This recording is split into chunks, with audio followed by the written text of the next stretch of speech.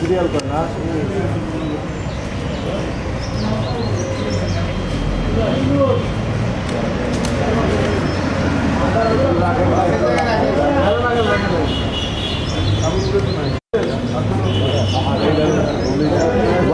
এগুলো তো রোলে তো পূর্ব পরিচিত ধরেই মাঝখানে হয়তো তাদের মধ্যে মনোমালিন্য বা এই সম্পর্কে ফাটল ধরে। তো এটা হয়তো মেয়েটার সাথে আর একটা সে সন্দেহ করতেছিল অন্য কোনো ছেলের সাথে হয়তো মেয়েটার আবার নতুন করে সম্পর্কে জড়াই গেছে। এইটা ভিত্তিতে সে কিন্তু আসছে, আসার পরে সে এটা নিয়ে তার সাথে কথা বলতেছিল যে তুমি কেন আরেকজনের সাথে আবার গেলা, এই সেই কিছু ছবিও সে দেখাচ্ছিল। তো এটার প্রেক্ষাপটে তাদের মধ্যে যখন চরম পর্যায়ে পৌঁছে যায় এই ঝগড়াটা, তখন কিন্তু সে শেষ পর্যন্ত ছুরিকাঘাত করে ওখান থেকে পালিয়ে যাওয়ার পরে আমরা যেটা করেছি যে তার ডিটেলস আমরা প্রথমে তো আমাদের কাছে কিছুই ছিল না, পরে আস্তে আস্তে আমরা ডিটেলসটা নেই এবং খুবই তাৎক্ষণিকভাবে আমরা কিন্তু বিভিন্ন জায়গায় রেড টেড দিয়ে সর্বশেষ তার মোবাইলটা যেহেতু বন্ধ ছিল, আমরা তার কলাবাগানে তার বাবা থাকে, এই কলাবাগানে একটা বাসা থেকে তাকে গ্রেপ্তার করি এবং গ্রেপ্তার করার সময় তার এই যে হত্যাকাণ্ডে ব্যবহৃত যে চাকু ছিল, চাকু এবং তার ওই যে রক্তমাখা গেঞ্জি সহ আমরা এগুলো উদ্ধার করে আমরা নিয়ে আসি। তো এই হচ্ছে সংক্ষেপে এই হাজারীবাগের যে বিষয়। আমরা ঘটনা ঘটার একেবারে অতি অল্প সময়ের মধ্যে 7-8 ঘন্টার মধ্যে কিন্তু আমরা মূল যে আসামি যে ছুরিকাঘাত করলো তাকে আমরা ধরতে সক্ষম হই। কত বছরের প্রেম ছিল কত? এটা তার সাথে যেটা কথা বলে জানা গেছে 4 বছরের মতো নাকি প্রেমের সম্পর্ক ছিল তাদের মধ্যে এবং এই ছেলেটা একসময় মানে ওই রায়ের বাজার এলাকায় না প্ল্যানটা যেটা হচ্ছে ও যেটা বলছে যে প্ল্যান ছিল আসলে মানে তাকে করবে মেরে ফেলবে, এটাকে প্ল্যান ছিল তার মাঝখানে হয়তো সে মনে করতেছিল কথা বলি দেখি যদি মনে হয় যে না আরো যে ছেলেটার সাথে তার সম্পর্ক মানে মনে হচ্ছে সে সন্দেহ করতেছিল, এটা যদি সে ক্লিয়ার হয় বা সে কনভিন্স হয় তাহলে হয়তো কোনো কিছু করবে না। কিন্তু যখন সে দেখছে যে আসলে তখন তাকে খুব বেশি পাত্তা দিচ্ছে না বা শেষ পর্যন্ত তাকে এড়ায় যাওয়ার চেষ্টা করছে, না ঠিক আছে আমি তোমার সাথে কথা বলবো না, এই তখন কিন্তু সে এই কাজটা করবে। মানে প্ল্যানটা ছিল, মাঝখানে একটু দ্বিধাদ্বন্দ্বের মধ্যে ছিল কি করবে। ফাইনালি যখন কথা বলার পরে যখন সে মনে হয় সে মনে করছে যে আমাকে আর পাত্তা দিচ্ছে না বা আমার সাথে আর থাকবে না, তখনই কিন্তু সেই ফাইনাল ডিসিশনটা নিয়ে নেয়। এইগুলো হচ্ছে আমার মনে হয় ও তো স্বীকার করে নাই, যদিও মনে হয় যে ওর হচ্ছে ওই যে কোনো মাদকের সাথে জড়িত থাকতে পারে, যদিও সে স্বীকার করে নাই আর কি। এখন উত্তক্ত করলে তাহলে তো ডাকলে আসার কথা নাই, এটা আমরা সাধারণ সেন্সে বুঝি। এখন যার সাথে উত্তক্ত করার কারণে এবং বাসাও চেঞ্জ করছে, হতে পারে যে সম্পর্ক ছিল বা আমার অনেক সময় মেনে নেয় না বা ওইভাবে তো কেউই তো পছন্দ করার কথা না যে আমার ছেলে আমার মেয়ে প্রেম করবে বা এরকম কোনো বিষয়। হয়তো সম্পর্ক ভালো ছিল, হয়তো প্রেমের সম্পর্ক ছিল কিনা তার বক্তব্য যে প্রেমের সম্পর্ক ছিল, কিন্তু এমন হতে পারে যে ভালো সম্পর্ক বা ভালো লাগার সম্পর্ক ছিল। তো এই ভালো লাগার সম্পর্ক না থাকলে তো এগুলো ডাকলে তো বের হয়ে আসার কথা না, এবং তারা সুন্দর করে কিন্তু একসাথে হাঁটতেছিল, কথা বলতেছিল। এটা আমরা অনুমান করতেছি যে যেহেতু মেয়েটা বেঁচে নেই, আমরা তো ক্রস চেক করতে পারতেছি না, ওই হিসেবে ধরে নিচ্ছে যে তাদের সাথে একটা ভালো সম্পর্ক ছিল না। যোগাযোগ করতে কালকে যোগাযোগ হয়েছে, কিন্তু এর আগে মানে অনিয়মিত ছিল, এটার জন্য তো সন্দেহটা বেশি। এটা এখনো পর্যন্ত আমরা পাই নাই বা ওইরকম কোনো কিছু। আমরা কালকে আসলে এটা তো ঘটনা গতকালকেই, এবং যখন মারা যায় তখন তো ফ্যামিলির অবস্থা আসলে খুবই খারাপ থাকে এবং তাদের সাথে ডিটেলস কথাগুলো বলাও মুশকিল হয়ে যায়। তারপর আমরা এই যে আসামিকে ধরার পরে তার কাছ থেকে যে তথ্য এবং তার মা ওই মাদের কাছ থেকে বা ফ্যামিলির কাছ থেকে যে তথ্য পেয়েছে, এই তথ্যের উপরে বলা মূল কথা। আমরা একটা ঘটনা ঘটেছে, সিসি ক্যামেরা ফুটেজ আমরা পেয়েছি, এই যে আসামি ছিল তাকে আমরা আইডেন্টিফাই করেছি এবং তাকে আমরা ধরেছি। তা একেবারে ওই যে অস্ত্রটা ছিল চাকু এবং তার যে রক্তমাখা শার্ট বা গেঞ্জি, এটা সহ আমরা উদ্ধার করেছি। এইটাই হচ্ছে বিষয়। এর বাইরে আরো ডিপি হতে গেলে আরো আস্তে আস্তে কিছু বের হতেও পারে। আমরা যখন ওর সাথে তো কথা বলেছি, ফ্যামিলির সাথেও কথা বলেছি এবং সিসি ক্যামেরাটা দেখলে মোটামুটি বোঝা যায়। আমরা তো সিসি ক্যামেরাটাও দেখেছি যে একসাথে কিন্তু সুন্দর করে হাঁটতেছে, তার মানে তারা হচ্ছে একসাথে যেহেতু সহপাঠী ছিল এবং ভালো সম্পর্ক ছিল। হয়তো প্রেমের সম্পর্ক কোন পর্যন্ত ছিল আমি জানি না, তবে এটা হচ্ছে মানে এর বক্তব্য অনুযায়ী প্রেমের সম্পর্ক ছিল, কিন্তু আমরা ধরে নিচ্ছি যে তর্কের খাতিরে যে তাদের সাথে ভালো সম্পর্ক ছিল, না হলে এখানে এইভাবে হাঁটার কথা না, গল্প করার কথা না, এইটুকু। তো এই হচ্ছে বিষয়। আর আমরা পরের ঘটনায় যাই। এরপরে গত 24 তারিখে আপনারা জানেন যে সচিবালয়ের একজন কর্মকর্তা তথ্য অধিদপ্তরে চাকরি করেন শামীম খন্দকার, উনি 3টা পরে 3টার দিকে তার বাসা থেকে এবং পরবর্তীতে তার ছেলের নাম্বার থেকে ফোন আসে যে তার ছেলেকে কিডন্যাপ করা হয়েছে, অপহরণ করা হয়েছে এবং তার কাছে মুক্তিপণ চাচ্ছেন 50,000 টাকা। তো এইটা সে শোনা পরে, যেহেতু একটাই মাত্র ছেলেরা হচ্ছে আফান সাইদ, তো সে খুব ভেঙে পড়ে এবং দৌড়ে দৌড়ে ছোটাছুটি করতেছিল যে আসলে এটা তো তার জন্য বিরাট একটা দুঃসংবাদ। যে সে ওই সময়ে যেহেতু সচিবালয়ে চাকরি করে, নামার সময় দেখে যে মাননীয় প্রধানমন্ত্রীও বের হচ্ছিল বা বের হবে এরকম একটা অবস্থা ছিল। তখন সে ওই প্রোটোকলে তো একটু যাওয়া মুশকিল, তারপরেও সে দৌড়াদৌড়ি করতেছিল। এখানে গিয়ে যখন মাননীয় প্রধানমন্ত্রীর নজরে আসে তখন কিন্তু তাকে অ্যালাউ করার পরে তারা সে কান্নাকাটি করতেছিল। তো একটা পর্যায়ে তার কাছ থেকে শুনে যে আসলে মাথা ঠান্ডা করে যে কি হয়েছে আমার কিছু বলেন। তার কাছ থেকে যখন শুনছে যে ছোট বাচ্চা অপহরণ হয়েছে এবং তার কাছে মুক্তিপণ চাইছে, বিষয়টা অনেক মানে সিরিয়াস আর কি। তখনই কিন্তু এটা তাৎক্ষণিকভাবে যেহেতু শুনছে যে আমাদের রমনা এলাকার ভিতরে এই ঘটনা ঘটছে, তখন আমাকে ফোন দিয়েছিল। পরে আমি প্রথম দিকে ধরতে পারি, পরে আমরা কথা হয়েছে। তো একটা নির্দেশনা ছিল যে এটা যেন আমরা যত তাড়াতাড়ি সম্ভব আমরা উদ্ধার করি এই যে বাচ্চাটাকে। তো ইতিমধ্যে তাকেও পাঠিয়ে দেয়, সে তার সাথে আমরা যোগাযোগ করতেছিলাম এই স্বামী খন্দকারের সাথে। তো ওনার নাম্বার নিয়ে পরে আমরা যোগাযোগ করলাম যে কোন নাম্বার থেকে কথা বলতেছেন। ওই নাম্বারটা আমরা নিয়ে আমরা ওই নাম্বারটা ট্র্যাকিং এর লাগাই দেয়, দিয়ে আমরা টিমটা রেডি করে পাঠিয়ে দিই ওই এলাকায় যেটা দেখা যাচ্ছে আর কি। তো সাথে সাথে আমিও তাকে এর মধ্যে পেয়ে যাই। পাওয়ার পরে আমরা একসাথে যাই, এর মধ্যে কথা বলছিল, বারে ফোন দিচ্ছিল। এরপরে 30,000 টাকা, শেষ পর্যন্ত 10,000 টাকা নেমে আসছিল মুক্তিপণের। কিন্তু সমস্যাটা হচ্ছিল দিবে কিভাবে, এটা ওই বিকাশ নাম্বারটা সে দিচ্ছিল না, বলছে দিব বলে কিন্তু দিচ্ছিল না। পরে আমরা যখন ওই এলাকায় আমাদের টিম যখন ঘুরতেছিল ওই কাছাকাছি এলাকায়, তো তারা ছিল মূলত চামিলিবাগের ওখানে মানে একটা ওই আন্ডার কনস্ট্রাকশন একটা বিল্ডিং, 10 তলার মতো বিল্ডিং ছিল। এই বিল্ডিং এর ডোমিনো আর কি বিল্ডিং, তো এই বিল্ডিং এর মোটামুটি 7 তলায় ছিল তারা আর কি। তো এইখানে হয়তো ওরা কোনোভাবে বুঝতে পেরেছে যারা অপহরণকারী, তখন তারাকে তো ওই বিল্ডিং এর নিচে রেখে ওরা পালায় যায়। তখন তার কাছে যেহেতু বাচ্চার কাছে মোবাইলটা ছিল, তখন সে সাথে সাথে ফোন দেয় যে আমাকে এখানে নিয়ে গেছে। পরে সাথে সাথে আমরা তো গেলাম, গিয়ে আমরা ওখান থেকে উদ্ধার করে বাচ্চাকে আমরা, যেহেতু সে ওইটা খুব কাঁপতেছিল এবং আনস্টেবল ছিল, তো পাশেই পপুলার ছিল, পপুলারে নিয়ে গিয়ে আমরা মেডিকেল একজন ডক্টরকে আমরা দেখানোর পরে মোটামুটি সে ট্রিটমেন্ট দেওয়ার পরে একটু স্টেবল করে আমরা বাসায় পৌঁছে দিই।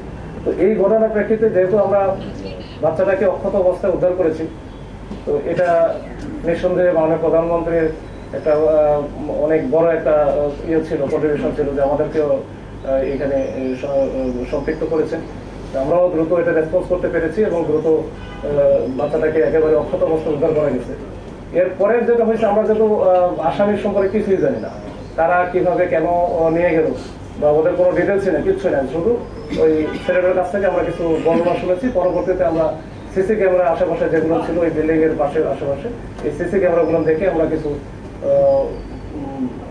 শনাক্ত করেছি আর কি। শনাক্ত করে এবং কিছু আমরা ওই যে তথ্য প্রযুক্তি ব্যবহার করে আমরা মোটামুটি 4-5 জনকে শনাক্ত করি।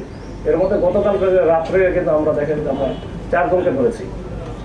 এই 4 জনের মধ্যে একজন এই যে তানভীর আহমেদ ওরফে ফাইন, ইফরাত ইয়ামিন লিখন 23 বছর, হাসান বান্না ওরফে হাসান, ওর বয়স 20, আর মুস্তাকির রহমান ওরফে কুঞ্জ, ওর বয়স 21। মানে 20 থেকে 22-23-এর মধ্যেই এদের বয়স। এবং এদের সাথে ওইখানে আরেকজন প্রেজেন্ট ছিল, তাকে আমরা খুঁজতেছি, পরে আমরা জানাবো, এখনো পাই নাই। সে টিমের অন্যতম লিডার। আর যারা পাইছি এরাও মোটামুটি এদের সাথে মোটামুটি আমরা দেখেছি 10 থেকে 12 জনের একটা টিম আছে এবং এরা কিন্তু খুবই দুর্ধর্ষ একটা টিম। এদের যতগুলো যে ভিডিওগুলো আমরা পেয়েছি তাদের মোবাইলে মানে করার পরে, এগুলো দেখলে আসলে আমরা সবাই আজকে ওঠার মতো আর কি। আমাদের যে ছোট বাচ্চা থাকে 10 বছর, 12 বছর, 14 বছর, 15 বছর, অনেকে দেখলাম যে 20 বছরের বাচ্চা ছেলেগুলোর মতো তারা নিয়ে যায় কিভাবে চোখ দিয়ে। এটা ওই যে তাদের হোয়াটসঅ্যাপে অনেকগুলো গ্রুপ আছে, এই হোয়াটসঅ্যাপে তারা নক করে বিভিন্ন জনকে, হয়তো টার্গেট করে নক করে, এই টেলিগ্রামে করে। ওই এই গ্রুপে ওরা কিন্তু মূলত নক করে মাদকের কথা বলে যে তারা এখানে আসলে মাদক পাবে, তো মাদকের কথা বলে নিয়ে আসে। আর কিছু আছে যে বিভিন্ন বাহানা দেয় যে এখানে আসলে মেয়েদের সাথে গল্প করা যাবে, ভালো মেয়ে পাওয়া যায়, এরকম বিষয় এগুলো নিয়ে আসে। এই ছেলেটা সাথে কিন্তু ওই যে নক একটা করছে, করার পরে ছেলেটা বলছে যে আমার টেলিগ্রামে নক করছে।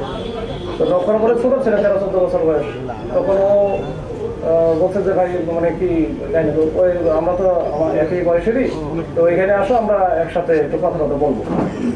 তো কিছু ও তো স্বীকার করতেছে না, কিন্তু আমার মনে হয় কোনো একটা লোভ বা প্রলোভন দেখাচ্ছে যে মেয়েতে আসবে এখানে আমাদের আসছে, তুই আসা গল্প টল্প করে করতে পারো। এই তখনই কিন্তু সে এটা গেছে একটু মানে ট্র্যাপে পা দিচ্ছে। এই ট্র্যাপে পা দেওয়ার পরে যেটা হয় আর কি, ওখানে ওরা প্রত্যেকটা ক্ষেত্রে মোটামুটি একই রকম টাকা পয়সা নেওয়া, যে এখানে 20-30 মানে 50 থেকে শুরু করে 30,000, মানে যে যখন যেখানে পায় 20,000 15,000, মানে এরা খুব বড় পার্টি না, টাকা কম, কিন্তু এখানে প্রচুর পরিমাণ নির্যাতন করে। এই ছবিগুলো আমরা 2-1টা ভিডিও হয়তো আমি পরে আমার তরফে দিয়ে দেবো, এই গ্রুপে দিয়ে দেবো। তো ওইটা দেখলে আপনারা বুঝতে পারবেন যে কি পরিমাণ নির্যাতন করে আমরা ওদের মোবাইলে যেটা পাই। তো যাই হোক, এদের এই 4 জনকে আমরা ধরেছি। আমরা আশা করছি যে এদের সাথে যারা আছে এই গ্রুপে 10 থেকে 12 জন, প্রত্যেককেই আইনের আওতায় আমরা নিয়ে আসার চেষ্টা করব। এবং আমরা এটা মামলা হয়েছে রমনা থানায়, এটা নিয়মিত মামলা আমরা করেছি আজকেই সকালে। তো এইটাই হচ্ছে আমাদের আপডেট এই ঘটনা নিয়ে। না, উদ্দেশ্য ছিল আসলে ফোন বলতে এটা হয়তো আরো উপরের লেভেলেও দিতে পারতো, ওখান থেকে আস্তে আস্তে আসতে পারতো। যে মানে এখানে হয়তো তাৎক্ষণিকভাবে বাবার যে অবস্থাটা ছিল ওইটা বিবেচনায় হয়তো মনে হয়েছিল যে আমার দরকার বাচ্চাটাকে আগে অক্ষত অবস্থা উদ্ধার করা। এই ইয়ে থেকে যে কাজটা করবে কে, হয়তো ফিল্ড লেভেলে কাজটা কে করবে কে, হয়তো তখনই মনে হয়েছিল যে যেহেতু আমি রমনা এলাকায় আছি তখন আমাকে কিন্তু ফোন দিয়েছে। তো এটা আমরা নির্দেশনা পাওয়ার পরে কিন্তু আমরা দ্রুত আমরা রেসপন্স করেছি এবং আল্লাহর রহমতে এটা তাকে বাচ্চাটাকে একেবারে সেফলি আমরা রিকভারি করতে পারছি। হঠাৎ একটা যে বাচ্চা এরকম একটা ঘটনা ঘটেছে, বাচ্চা অপহৃত হয়েছে, তাকে যত দ্রুত সম্ভব উদ্ধার করতে হবে, এটাই। এরপরে আমরা উদ্ধার করার পরে আবার না, এটা বাসা থেকে বের হয়, স্কুল তো বন্ধ, স্কুল বন্ধ, বাসা থেকে সাইকেল নিয়ে বের হয়েছে। এখন আমি 3 নাম্বারটা, যেটা আমাদের এই যে 2-3 দিনের অভিযান ছিল, এটা ধানমন্ডি থানায়, ধানমন্ডি থানার এই অটো রিক্সাগুলো দেখলো, অটো রিক্সা আপনারা দেখছেন যে বিভিন্নভাবে প্রায় অটো রিক্সা কিন্তু গুলো চুরি হয়ে যায়। চুরি বলতে ঠিক চুরি না, চিন্তাই বলা যায়। এটা অটো রিক্সায় যাত্রী ওঠার পরে সেই যাত্রীগুলোর কিন্তু দেখা গেলো যে তাকে কোন একটা জায়গায় নিয়ে গিয়ে বলে যে একটু দাঁড়ান এখানে, বা একটু ওদেরকে টাকা দিয়ে দেয় যে একটু দোকান থেকে কিছু জিনিসপত্র নিয়ে আসেন, একটু টাকাটা দিচ্ছে 200 টাকা বা 500 টাকা দিয়ে দেয়। তো অনেকে হয়তো মনে করে যে ভদ্র মানুষ, দোকানে যখন যায় তখন নিয়ে যায়, তখন নিয়ে এসে দেখা এদিকে চম্প। আবার আরো ঘটনা, এরকম কয়েকটা ঘটনা আছে যে কিছু কিছু ক্ষেত্রে আবার তারা কিন্তু ওই যে বিভিন্নভাবে প্রলোভন দিয়ে ওই জুস খাওয়ায়, যে জুসের ভিতরে হয়তো চেতনানাশক ঔষধ মিশ্রিত থাকে। এরকম করে যখন সে অচেতন হয়ে যায় তখন এই অটো রিক্সাটা নিয়ে যায়। এরকম বিভিন্ন পদ্ধতি তারা অ্যাপ্লাই করে অটো রিক্সাগুলো চুরি করে। এরকম একটা ঘটনা ছিল, যেটা যে 18 তারিখের একটা ঘটনা ছিল। 18 ফেব্রুয়ারি আনুমানিক 11টার দিকে মোহাম্মদপুর থেকে একটা যাত্রী নিয়ে ধানমন্ডির উদ্দেশ্যে রওনা দেন অটো রিক্সা চালক রাজু। এই ধানমন্ডিতে পৌঁছানোর পরে যাত্রী চালককে লাবাং, যেটা যে লাবাং জুস টাইপের লাবাং খাওয়ানোর জন্য অনুরোধ করলে সে সরল বিশ্বাসে কিছু খেয়ে ফেলে। খাওয়ার পরে যখন সে অচেতন হয়ে পড়ে, এই সুযোগে ছদ্মবেশী যাত্রী অটো রিক্সাটা নিয়ে পালায় যায়। তো এই ঘটনায় গ্যারেজ মালিক আলামিনের অভিযোগের প্রেক্ষিতে ধানমন্ডি মডেল থানায় একটা নিয়মিত মামলা রুজু করা হয়, যেটা আমি বলছিলাম আর কি। এটা নিয়মিত ওই মামলা থেকে আমরা কিন্তু পরে আস্তে আস্তে যখন এটা ভিতরে ঢুকি এবং এই ঘটনার সাথে যে সরাসরি জড়িত ছিল নূর হোসেন, তাকে আমরা ধরার পরে এই নূর হোসেন সহ আমরা আরো বেশ চক্র ভাই, আমরা যদিও সবাইকে ধরতে পারি না এখনো পর্যন্ত। তো ওইটা তার দেওয়া তথ্য মতে আমরা কিন্তু গ্যারেজে বিভিন্ন জায়গা থেকে তারা এরকম নিয়ে এসে গ্যারেজে রাখে এই অটো রিক্সাগুলো। এই গ্যারেজের মালিকও এর সাথে জড়িত, নাম হচ্ছে নিজাম। তো নিজামকে আমরা ধরে আমরা সব মিলে বিভিন্ন গ্যারেজ থেকে আমরা মোটামুটি 6টা অটো রিক্সা উদ্ধার করি। তো 6টা অটো রিক্সা, এই অটো রিক্সাগুলোর সবচেয়ে বড় ইন্টারেস্টিং বিষয় হচ্ছে যে এদের যে এই ব্যাটারি থাকে, ব্যাটারির দাম কিন্তু নগদে 60-70 হাজার টাকা বিক্রি করা যায়। এদের উদ্দেশ্য থাকে ওটাই, কিন্তু এই যে 60-70 অন্যগুলো নেওয়া খুব বেশি মাথা ব্যথা না, হাতে ফেলে দিল। কিন্তু এই যে ব্যাটারিটা যে তারা পায়, নগদে টাকা পায়, এটার জন্য এটা করে। তো এটা নিয়ে আমরা কাজ করবো, এটা বড় আকারে কাজ করবো। এদের অনেক বড় গ্রুপ আছে যেটা এই ধরনের, এটা তো যারা অটো রিক্সা চালায় তারা একেবারে খেটে খাওয়া মানুষ, গরিব মানুষের ঘর, একেবারে গরিব মানুষ। এদের কাছ থেকে যখন এরকম একটা রিক্সা 1.5 লাখ 2 লাখ টাকা দাম যখন চুরি হয়ে যায় বা ছিনতাই হয়ে যায়, এটা অনেক বড় তাদের জন্য, এটা ফ্যামিলির জন্য বিরাট একটা বড় ব্যাপার। তো এই বিষয়গুলো আমরা একটু বেশি গুরুত্ব দিচ্ছি এবং এটা যেহেতু ক্রাইম এগেইনস্ট প্রপার্টির মধ্যে একেবারে খুবই মানে কি বলা যায় যে বড় ঘটনা বা এই বিষয়গুলো যেটা একেবারে সংঘবদ্ধ চক্র কাজ করে, তো এটা নিয়ে আমরা কাজ করবো ইনশাল্লাহ। আমরা দুজনকে আপাতত ধরেছি, 6টা রিক্সা উদ্ধার আছে, অটো রিক্সা। আমরা চেষ্টা করবো যে এটা কন্টিনিউ করবো। ধন্যবাদ। এটা এই পর্যন্ত। ঈদটার সামনে এর আগে